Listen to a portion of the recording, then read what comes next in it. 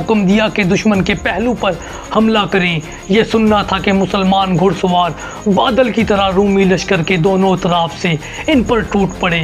اب رومی فوج کی لمبی صفیں بکھرنے لگی تھی، ان کے سپاہی ایک دوسرے سے ٹکرا گئے، لیکن رومی اپنی تعداد کے گھمنڈ میں پھر سے منظم ہوئے اور مسلمانوں پر ایک زبردست حملہ کیا۔ زمین پھر گرجنے لگی اور گرد و غبار سے سورج چھپ گیا۔ تلواریں بجلی کی طرح چمک رہی تھی، نیزے انسانی جسم کو چیر رہے تھے اور ہر طرف چیخ و پکار کا طوفان برپا تھا۔ اب ایسا لگتا تھا کہ دونوں لشکروں میں کوئی بھی پیچھے ہٹنے کو تیار نہیں۔ اسی لمحے خالد نے اپنی مشہور جنگی حکمت عملی آزمائی۔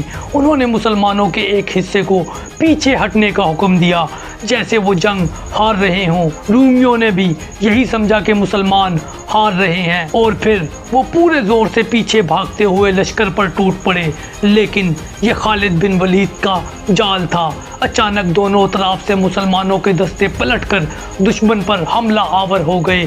رومی فوج گھبرا گئی اور ان کی صفیں ٹوٹ گئی اور پھر وہ ایک دوسرے کو روننے لگے۔ اس لمحے کی گونج یرموک کے میدان میں ایسی تھی کہ جیسے پوری دنیا تھم گئی ہو۔ مسلمانوں کے نعرے اس وقت آسمان کو ہلا رہے تھے اور